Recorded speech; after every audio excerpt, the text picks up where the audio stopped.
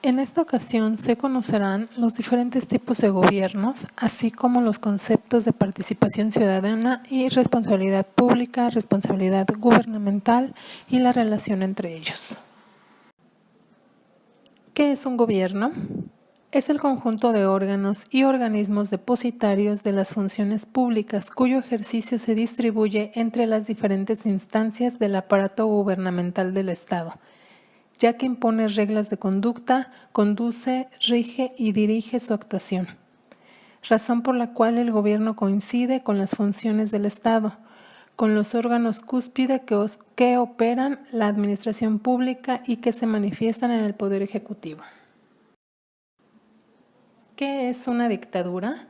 Es una supresión de la democracia sobre bases democráticas, en donde el poder político se encuentra concentrado en las manos de una sola persona, líder, quien ostenta el poder al máximo por sobre otras instituciones y posee todas las atribuciones para gobernar y decidir sobre los destinos de la nación, generalmente de acuerdo a sus propios intereses e ideales. Por tanto, su gobierno tiene carácter represivo y opresor. ¿Qué es el fascismo? Es un movimiento político nacionalista que se opone al liberalismo y el marxismo de régimen totalitario y autodemocrático. Es expansionista y militarista, utiliza mecanismos movilizadores del irredentismo territorial y el imperialismo experimentados por el nacionalismo del siglo XIX. Es un fenómeno que se sitúa en la fase crítica de la descomposición del imperialismo clásico, es decir, es en el periodo que transcurre entre las dos guerras mundiales y que se clausura con la derrota del eje y la reorganización del sistema capitalista mundial bajo la hegemonía norteamericana. ¿Qué es el comunismo?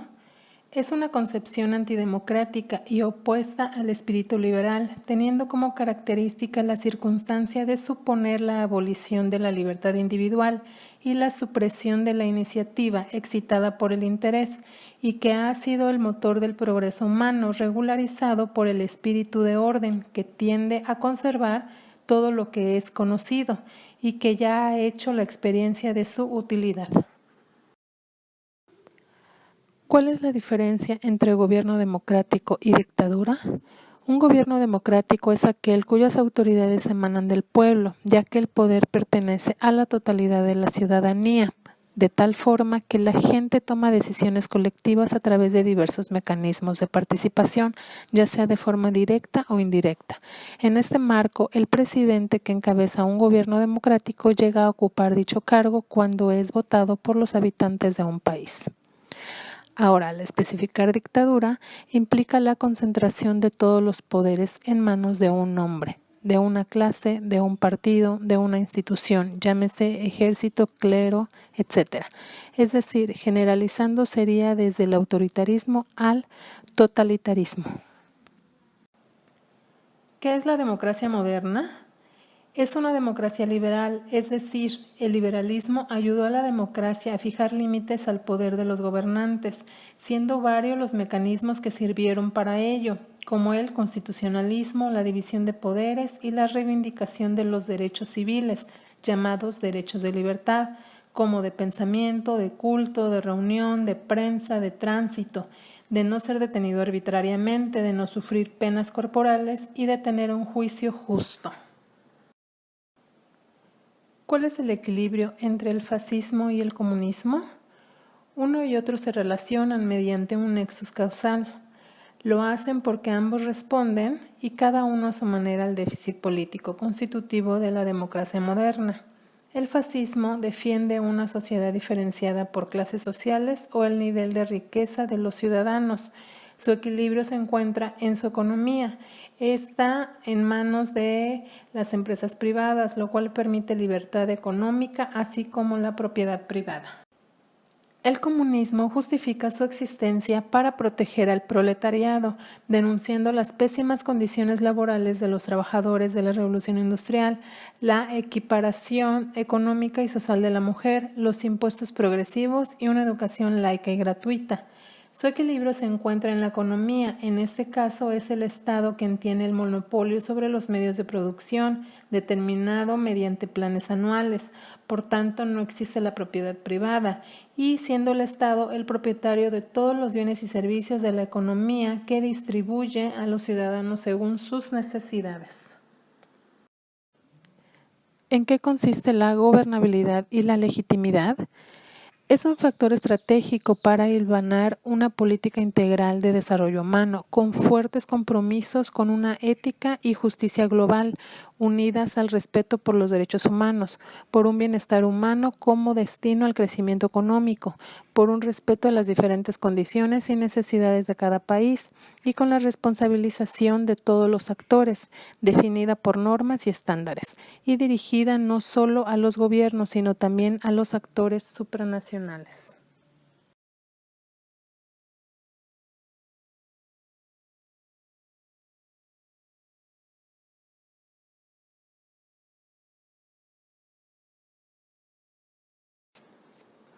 En cuanto a la legitimidad, el gobierno ha de actuar conforme a ciertos valores morales de razón, justicia y orden, encontrando su fin último y su justificación en la realización de esos valores que debe tener todo sistema político para producir la gobernabilidad de la sociedad, incorporando también el balance que supone considerar los requisitos de eficacia-eficiencia en la toma de decisiones.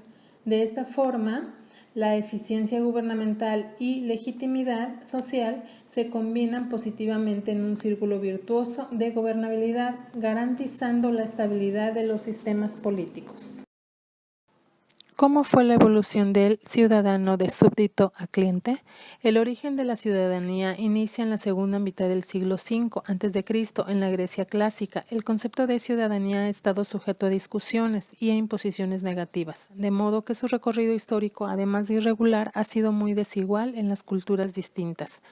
Atenas fue el inicio de la democracia en la segunda mitad del siglo V a.C., apareciendo por primera vez el ciudadano activo, bajo los principios de igualdad, libertad y participación. En la Edad Media, los siglos V al XV, el concepto estatalista de ciudadanía se diluye para dar paso a una visión tan novedosa como individualista de persona jurídica. En los siglos XV al XVI contemplan la aparición del Estado-nación en España y luego en Gran Bretaña, países cuya expansión política se fragua gracias al afianzamiento del poder de la monarquía y también al apoyo de una clase aristocrática. Tales cambios institucionales conllevaría a la Edad Moderna al auge de las monarquías absolutas, bajo cuyo gobierno la mayoría de la población carece de estatus ciudadano y a efectos legales se le conoce como un súbdito. A partir de las revoluciones burguesas del siglo XVIII, el avance de los derechos y libertades ciudadanas han sido imparables en el mundo occidental. Bien es cierto que se ha producido de forma irregular, con parones y retrocesos y a costas de muchas veces de una sangrienta lucha.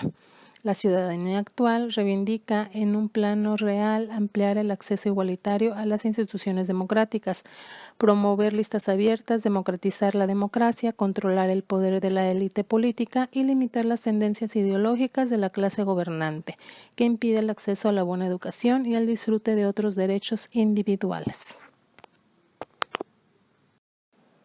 ¿Qué son las políticas públicas y la participación ciudadana?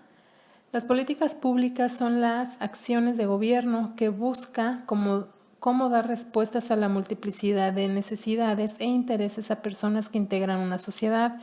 También están encaminadas a decidir en las cuestiones de poder del sistema político y para ello es necesario que exista una estructura institucional que permita canalizar su participación teniendo un impacto directo en el bienestar de la población. Las políticas públicas pueden revertir o inhibir la capacidad de que otros mecanismos permitan alcanzar el bienestar individual y colectivo y la potencialidad de resolver problemas concretos y promover la integración social. La participación es una posibilidad y una oportunidad de los individuos en la toma de decisiones de la vida pública, pero depende de tradiciones, valores y cultura aprendidos en los procesos de socialización que se han configurado. Cada sociedad da lugar a distintos modelos y sistemas de partición dependiendo de su historia Idealmente, se espera que la participación sea libre y voluntaria. Asimismo, la opinión de cada individuo, persona, tiene el mismo valor e importancia en la construcción del bien público. ¿Qué es la responsabilidad pública?